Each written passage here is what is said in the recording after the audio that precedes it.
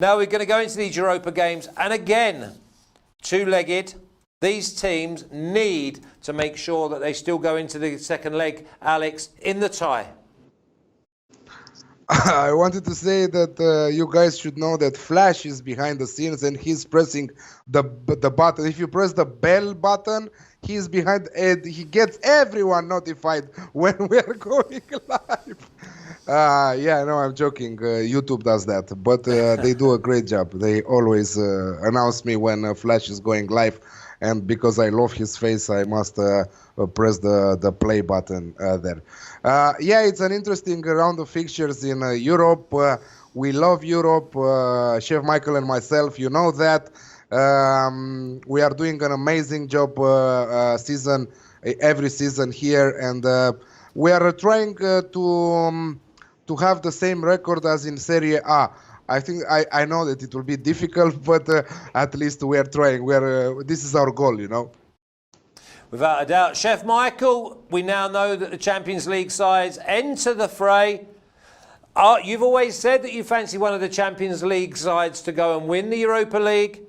And here I see, halfway down my list, Inter Milan. Yeah, it's a little tricky with these Champions League teams that came down. When they were first came down, I had Salzburg. Okay, I think Chef Michael's gone all stuck on me. But Alex, we'll start with you. CFR Cluj 4.15 plus 315. Draw 3.62, which is plus 262. And Sevilla 1.99, which is minus 101. You know, if this game was played before the winter break in Romania, because in Romania we have like 2.5 months of winter break, and you can see that there is a huge difference how the boys are playing now and how they were playing before the winter break. Nothing is the same. If you're asking me in December, at the end of November, I would say that a draw in this match or a double chance on the home side on Cluj, on the Romanian reigning champs, has value. But after what I'm seeing from Cluj in this second half to the season, after the winter break, nothing is going on that direction. Everything is going on that Sevilla win. Sevilla, by far the better side. If we are looking, yes, you will tell me they are struggling right now in La Liga. They have a really poor period in their domestic league, but still they have plenty of firepower there with Ocampos, just an amazing transfer last year, with Suso right now, with Eder Banega, Luke de Jong also on the bench there, and many other players. Nolito is one of the best players I've ever seen playing. He has so much quality, but he's let's say he's not consistent, but if Sevilla will catch a good day, I think that they might even win by 2-3 goals difference. So this is why I'm going with a straight win, still value at 1.95 minus 1.99 as you are writing on the screen. I found it at 1.95. This is why you must shop around for your odds on sbrodds.com. But yeah, I think that there is the value on the away team. Okay, Chef Michael's back with us. Chef Michael, Roma 1.5, which is minus 200. Draw 4.85, which is plus 385. And Gent 7.5 plus 650. Home win, but how do you get the value, Chef Michael? I'm staying away from the outrights on this one. I think this will be a pretty entertaining match. Both sides can obviously put the ball in the back of the net, but something's not right with Roma, as we've seen over the Serie A season. They've lost 4 of the last 5, and they got a draw in there. So just something's not clicking right in there. Roma, they barely qualified past their group, 1 point ahead of Gladbach, and they could have won either way. they scored most of their points, scored the most points in their group, and they conceded the less. So they have that looking out for them going against this Gent side. That's they finished top of their group, and they also put in the most goals with 11. So I think goals are on the menu here. Gent are dealing with some key injuries. DiPatrio and Roman Yamanchak, both out with injuries. I think both teams are going to find the back of the net pretty easily here. 1.77 for both teams to score. Okay, we're going to move on. Eintracht 2.1, plus 110. The draw 3.9, which is plus 290. And Salzburg 3.5, plus 250. Alex, entertainment all the way. Absolutely, entertainment all the way. If Haaland, Erling Haaland and Minamino were still with Salzburg, I would really go for an away win or with the draw no bet option, and I would think that Salzburg can have a deep run in this competition. But after losing two of their key players and also others with they are selling players with a lot of money, this Salzburg side, and I think that they are doing great business. I think that only this winter they won around 110 million euros for Austrian Bundesliga team. This is huge. This is absolutely huge. Yeah, I'm seeing goals on the card.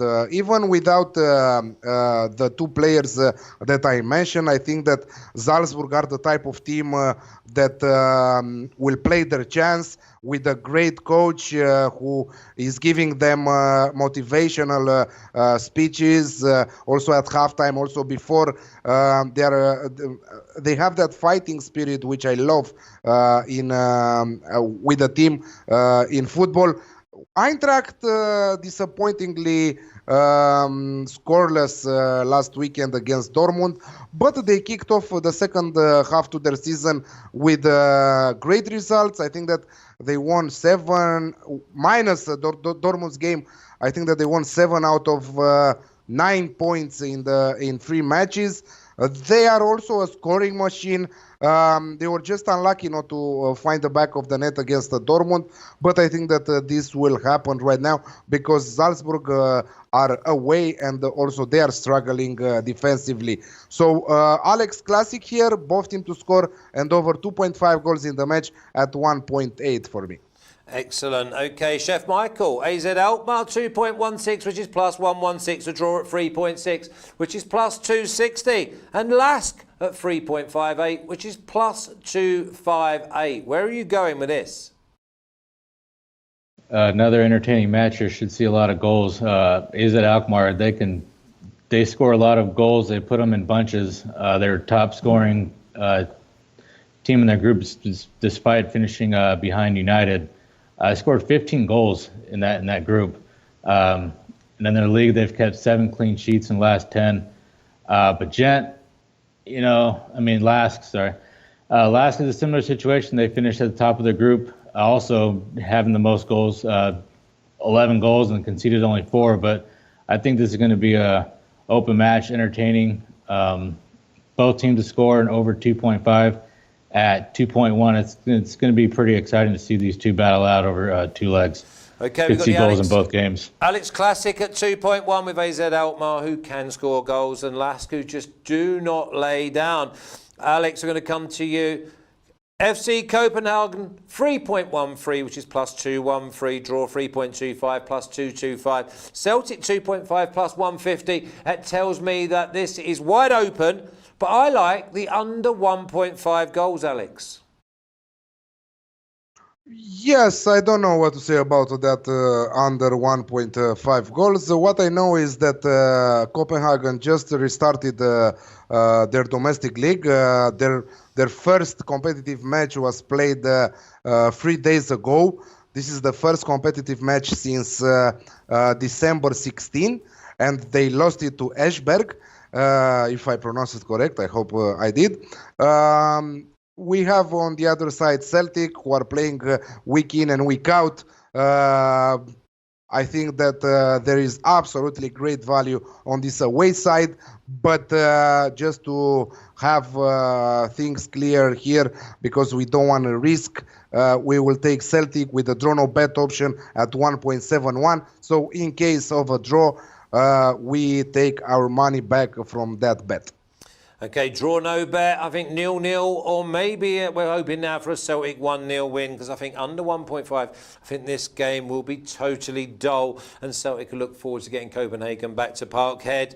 Ludogorets 5.1 plus 410, draw 3.95, which is plus 294. And Inter Milan at 1.76, minus 131. Chef Michael, Inter Milan coming off a tough weekend. Yeah, it was a pretty tough weekend for them. I just don't see how they should have any problems with Ludogorets side. I'm still confused on how they even were managed to qualify to that group. They lost their final 2 games, had 2 draws. It was just a weird situation for them to advance just 1 point ahead of Ferencváros, however you want to say that. Ludogorets, however, they were busy over the break. Bringing in a bunch of guys back from loan. I guess they're getting ready to try to make a push in their league in Europa League, but they haven't played any competitive football since early December. I mean, you got to figure in the rust, or are they going to be rested? I'm going to go ahead and lean on them. They're going to be pretty rusty. They had their first game back. Over the weekend, and it was a very narrow win. But I think Inter Milan, I think they're going to push forward. It kind of confused me last week. They brought out their first team for that cup match, and then same players came out against Lazio. I got to think they're going to be kind of tired, but I think Ludogorets is not going to be able to keep these guys out of the back of the net. So I got Inter Milan -1 at 2.35. 2.35. Seems a sensible way to go, Alex. Yeah, I'm going just for a straight win, and this is also my banker for this Europa League, Inter Milan at 1.76. If this was a match from the group phase, when all the big names like Inter Milan or Arsenal or anyway, Inter Milan are coming from Champions League. But if they were playing in the group stage in Europa League, I think that we would see a lot of changes in the starting 11, because they are always going through, but with many changes, and we've seen that a lot of times happening also this season, also last season.